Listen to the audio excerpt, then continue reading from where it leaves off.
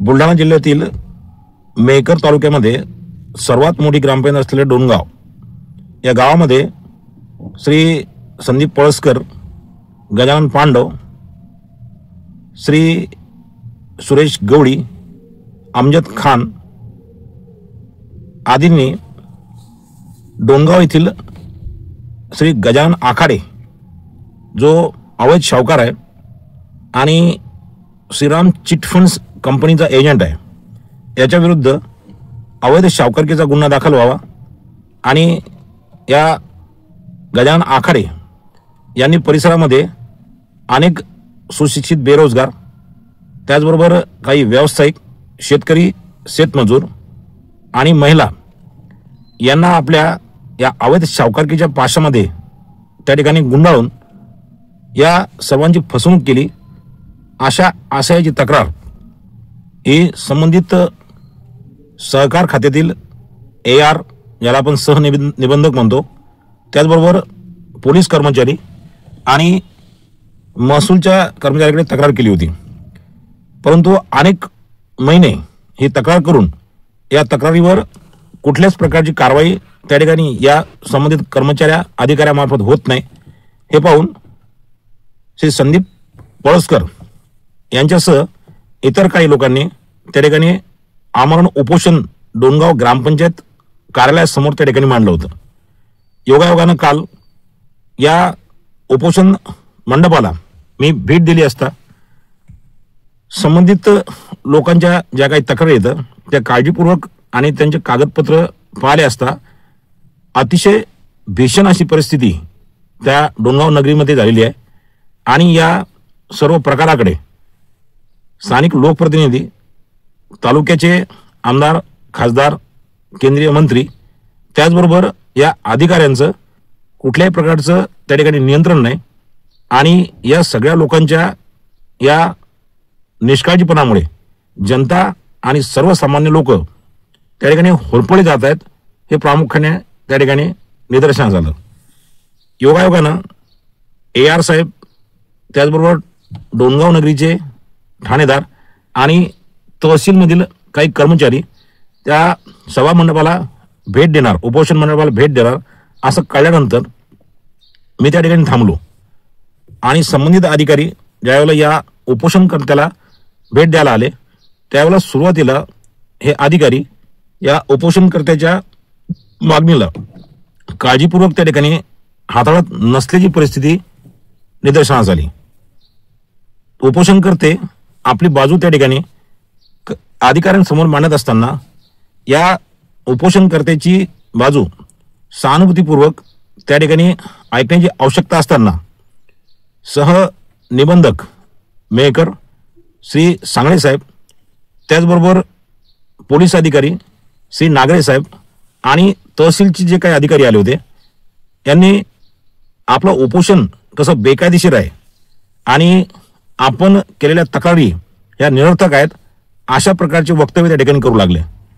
परंतु या सगळ्या गोष्टीमध्ये मी मध्यस्थी केली असता संबंधित अधिकाऱ्यांच्याही काही अडचणी मी सुरुवातीला जाणून घेतल्या. साहजिक आहे की 2-3 डिपार्टमेंटशी निगडीत असलेला हा प्रकार कोण्या एका डिपार्टमेंटनं त्या ठिकाणी स्वतःच्या अंगावर न घेण्याची त्या ठिकाणी भूमिका घेतली होती. पोलीस कर्मचाऱ्याचं म्हणणं असं होतं की या सगळ्या गोष्टीमध्ये जोपर्यंत आम्हाला वरिष्ठ अधिकारी म्हणजे त्यांचे SP स्तरावरचे जे लोक आहेत किंवा स्वतः SP साहेब जोपर्यंत याच्यामध्ये मार्गदर्शन देत नाहीत तोपर्यंत आम्हाला कुठल्याही प्रकारचा गुन्हा त्या ठिकाणी दाखल करता येत नाही. त्याचबरोबर मेहकर सहनिबंधकाचं म्हणणं असं होतं की एखाद्या अवैध सावकाराच्या विरुद्ध ज्यावेळेला एखादी तक्रार प्राप्त होते तर या तक्रारीचं निराकरण करण्याचे अधिकार हे जिल्हा उपनिबंधक यांच्याकडे आहेत आणि जोपर्यंत जिल्हा उपनिबंधक बुलढाणा जिल्हा यांच्याकडनं आम्हाला कुठल्या प्रकारचं त्या ठिकाणी कारवाई करण्याचे निर्देश किंवा कारवाई होत नाही तोपर्यंत आम्हाला कुठल्याही प्रकारचं पाऊल त्या ठिकाणी उचलता येत नाही. माझ्या माहितीप्रमाणे यापूर्वी घडलेल्या ज्या काही अवैध सावकारकीच्या तक्रारी आहेत ज्याच्यामध्ये काही खोट्या तक्रारी सुद्धा आपल्या मेहकर सहनिबंधकांनी अहवाल पाठवून अवैध सावकारावर कारवाई करण्याच्या घटना यापूर्वी घडलेल्या आहेत. परंतु या पर्टिक्युलर केसमध्ये AR साहेब, सांगळे साहेब आणि त्यांच्या सोबत असलेले सर्व अधिकारी यांच्या म्हणण्याप्रमाणे जोपर्यंत बुलढाण्यावरनं त्यांच्या जिल्हा उपनिबंधक आणि पोलीस डिपार्टमेंटच्या SP कडनं जोपर्यंत त्यांना मार्गदर्शन मिळत नाही तोपर्यंत या गोष्टीमध्ये कुठल्याही प्रकारची कारवाई आम्ही करू शकत नाही. आता या सर्व अधिकाऱ्यांनी उपोषणकर्त्याचं त्या ठिकाणी समाधान व्हावं यासाठी लेखी आश्वासन दिलं. म्हणजे AR साहेबांनी जोपर्यंत DDR जे जिल्हा उपनिबंधक म्हणतो आपण त्यांचं मार्गदर्शन येत नाही तोपर्यंत 2 महिने या प्रकरणावर कुठल्याही प्रकारची कारवाई आम्ही करू शकत नाही किंवा 2 महिन्यामध्ये या सगळ्या प्रकरणावर आम्ही कारवाई करू असं लेखी आश्वासन दिलं. त्याचबरोबर डोणगाव पोलीस ठाण्याचे ठाणेदार नागरे साहेब यांनी सुद्धा लेखी आश्वासन दिलं की SP साहेबांचं जोपर्यंत आम्हाला मार्गदर्शन येत नाही मार्गदर्शन लवकरात लवकर मिळवण्याचा आम्ही प्रयत्न करू आणि तिकडनं मार्गदर्शन आल्यानंतर संबंधित गजानन आखाडे नावाचा जो व्यक्ती आहे या व्यक्तीवर आम्ही त्या ठिकाणी गुन्हा दाखल करू. आता या लेखी आश्वासनामुळे संबंधित उपोषणकर्त्यांनी समजदारी घेतली आणि आपलं उपोषण त्या ठिकाणी स्थगित केलं. त्या उपोषणाची सांगता झाली. भविष्यामध्ये या केसमध्ये नेमका निकाल काय लागतो, कशा पद्धतीनं हे उपोषणकर्ते आपली बाजू त्या ठिकाणी मांडतात आणि त्यावर हे अधिकारी काय कारवाई करतात या सगळ्या गोष्टीबद्दल त्या ठिकाणी शंका आहे. परंतु बुलढाणा जिल्ह्यामध्ये विशेष करून मेहकर तालुक्यामध्ये या अवैध सावकारीच्या माध्यमातून ज्या काही गंभीर घटना त्या ठिकाणी घडत आहेत या उपोषणानं या सगळ्या प्रशासनाचं, लोकप्रतिनिधीचं आणि समाजाचं लक्ष या सगळ्या गोष्टीकडे खेचण्याचं महत्त्वपूर्ण काम त्या ठिकाणी केलं आहे. या उपोषणामुळे मेहकर तालुक्यामध्ये अवैध सावकारीच्या माध्यमातून ज्या काही वाईट घटना घडतात या सगळ्या घटनेवर सर्वांचं लक्ष केंद्रित होण्याचा एक महत्त्वाचा विषय त्यांच्या माध्यमातून केला गेला आहे. बऱ्याच दिवसापासून मेहकर तालुक्यामध्ये या पैशाच्या माध्यमातून म्हणजे ज्या वेळेला बँका अस्तित्वात नव्हत्या त्यावेळेला सावकाराच्या माध्यमातून किंवा सावकारकीच्या माध्यमातून लोकांच्या आर्थिक गरजा त्या ठिकाणी भागवल्या जायच्या. त्यावेळेला सावकारकी या व्यवसायाला एक मान्यता होती आणि हे सावकार जे जुन्या काळातले होते ते त्या पद्धतीनं लोकांना पतपुरवठा करायचे आणि त्यांच्या काही आर्थिक अडीअडचणी ज्या आहेत ते भागवण्याचं काम करायचे. परंतु कालांतरानं या सावकारकीचं स्वरूप बदलत गेलं आणि हे सावकार जनसामान्यांना त्या ठिकाणी सहकार्य करण्याची भावना सोडून या सर्वसामान्यांना लुटण्याचं काम आणि या सगळ्या या सावकारीच्या पाठीमागं लोकांची पिळवणूक करण्याचं काम करू लागले. अशामध्ये आत्ताच्या काळामध्ये या सावकारकीचं अतिशय हिडीस, विभत्स आणि अतिशय गंभीर त्या ठिकाणी स्वरूप निर्माण झालेलं आहे. मेहकर तालुक्यामध्ये जेवढ्या काही खाजगी पतसंस्था आहेत, आता तुम्ही पाहताय की प्रत्येक तालुक्यामध्ये गावागावामध्ये पतसंस्थेचं पेव फुटलेलं आहे. एका गावामध्ये 15-15, 16-16, 17-17, 20-20, 22-22, 40 पर्यंत या पतसंस्था आहेत. आता या पतसंस्था चालवण्यासाठी या पतसंस्थेचे जे काही संचालक आहेत किंवा जे अध्यक्ष आहेत यांनी एक नामी शक्कल त्या ठिकाणी इजाद केली आणि या शक्कलेला लोकप्रतिनिधींचा एक प्रकारचा पाठिंबा आहे आणि त्यांच्याच छायाछत्राखाली या लोकांनी एक अशी पद्धत तयार केली की पतसंस्थेमध्ये असलेला जो पैसा आहे हा पैसा रितसर कर्जदारांना किंवा त्या खातेदारांना वाटल्यास त्यांना एका मर्यादित व्याजदर त्या ठिकाणी मिळतो. परंतु या पतसंस्थावाल्यांनी हा आपला पतसंस्थेचा पैसा जो आहे हा खाजगी एजंटाच्या मार्फत प्रायव्हेट रीतीनं वाटण्याची त्या ठिकाणी सुरुवात केली. या गोष्टीच्या खोलात जर गेलं तर रिझर्व्ह बँकेच्या नियमाप्रमाणे वाटलेलं जे कर्ज आहे किंवा दिलेला जो काही समजा एक रक्कम आहे, जो अमाऊंट आहे, त्या अमाऊंटच्या दुपटीपेक्षा जास्त व्याज त्या ठिकाणी घेता येत नाही. हा रिझर्व्ह बँकेचा नियम आहे. परंतु जी काही पद्धत मेहकर तालुक्यामध्ये या पतसंस्थेचे जे काही खाजगी एजंट आहेत त्यांनी अवलंबली ही एकतर डोकं चकावून टाकणारी आहे.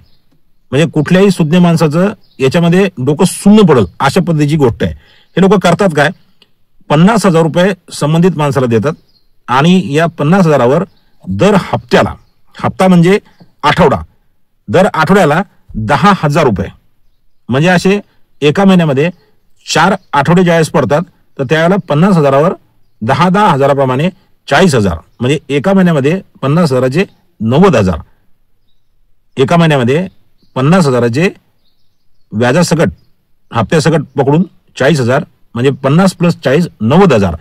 आणि हा हप्त्याचा जो काही विषय, समजा सोमवारचा हप्ता जर त्या ठिकाणी ठरला आणि तो सोमवारच्या ऐवजी त्या 10,000चा हप्ता या व्यक्तीनं जर मंगळवारी दिला तर त्याला 1,500 रुपये पेनॉल्टी हा एक शब्द त्या ठिकाणी ते लोक वापरतात, पेनॉल्टी. म्हणजे बघा तुम्ही की 50,000 मुद्दल, त्या मुद्दलावर 10,000 रुपये हप्ता, तो हप्ता जर 1 दिवस चालला तर त्याला 1,500 रुपये पेनॉल्टी. तो जर का 2 दिवस चालला, 2 दिवस समजा तो व्यक्ती हप्ता भरू नाही शकला तर त्याला 2 दिवसाचे 1,500 प्रमाणे 3,000, म्हणजे एका आठवड्याला 10,000 + 3,000 पेनॉल्टी म्हणजे 13,000. आणि जसे जसे हप्ते थकत जायचे, म्हणजे दुसऱ्या हप्त्याचा 10,000 जो आहे तो जर 1 दिवस आणखी समजा चढला तर त्याला सुद्धा 1,500 रुपये पेनॉल्टी. असा जो हिशोब आहे तो एका महिन्यात किंवा 2 महिन्यामध्ये 50,000 जी मुद्दल आहे त्या मुद्दलीच्या हप्त्याचा, पेनॉल्टीचा सगळ्या कागदावर हिशोब जर केला तर तो हिशोब 1.5 लाख, 2 लाख, 2.5 लाखापर्यंत जातो. म्हणजे काही अवैध सावकार 50,000 हजाराचे 2.5 3 लाख रुपये वसूल करून सुद्धा समोरच्या व्यक्तीला त्याच्या अंगावर आणखी रक्कम काढतात. म्हणजे 50,000वर 2-2, 2.5 लाख रुपये व्याज देऊन सुद्धा परत तुमच्यावर पैसे बाकी आहेतच, अशा प्रकारचा तगादा लावतात. आणि हे काय करतात, त्या व्यक्तीचा स्टॅम्प पेपर घेतात, त्या स्टॅम्प पेपरवर सह्या घेतात, त्या व्यक्तीचे चेक घेतात. जर समजा या लोकांनी या पैशाला भरणा नाही केला तर ते चेक बाउन्स करतात. बाउन्स केल्यानंतर त्याच्यावर चेक बाउन्सची कोर्टामार्फत केस लावतात. आणि या सगळ्या गोष्टीतून ज्या वेळेला ही व्यक्ती पैसे देण्यास असमर्थ ठरते किंवा मग या सगळ्या तगात्याचा, या सगळ्या गोष्टीचं प्रेशर त्या माणसाच्या डोक्यावर ज्यावेळेस येते तर तो आत्महत्या करण्यास प्रवृत्त होतो. म्हणजे आपल्या मेहकर तालुक्यामध्ये उकडीची एक घटना घडली की एका अवैध सावकाराच्या तगाद्यामुळे एक माळी समाजाचा मानवतकर नावाचा व्यक्ती, त्या माणसानं आपल्या घरामध्ये गळफास घेतला. त्याच्यानंतर आता लेटेस्टमध्ये या 2 महिन्यामध्ये मेहकरमधील कोणीतरी एका डॉक्टरला अशाच या प्रकरणातनं मारहाण झाली. त्याच्या घरी जाऊन त्याच्या पत्नीसमोर किंवा मग त्याच्या मुलाबाळासमोर त्या माणसाला मारहाण झाली. तोही डॉक्टर त्या ठिकाणी आत्महत्या करण्याच्याच मनस्थितीत आला होता, कारण त्याची जी काही स्वतःची एक इज्जत होती, त्याचा एक स्वाभिमान होता, या सगळ्या गोष्टीमुळे धोकाला गेला. परंतु त्या माणसानं तक्रार केली. मधात एक ननवरे नावाचा एक व्यक्ती आहे, तर त्या व्यक्तीचा मर्डर सुद्धा या सगळ्या गोष्टीमध्ये झालेला आहे. फक्त सांगायचं तात्पर्य असं आहे की जे काही कायद्याचे रक्षक आहेत, मग त्यात पोलीस असो, सहकार विभाग किंवा मग महसूल विभाग असो, या सगळ्या डिपार्टमेंटचं या सगळ्या गोष्टीकडे जाणीवपूर्वक दुर्लक्ष आहे.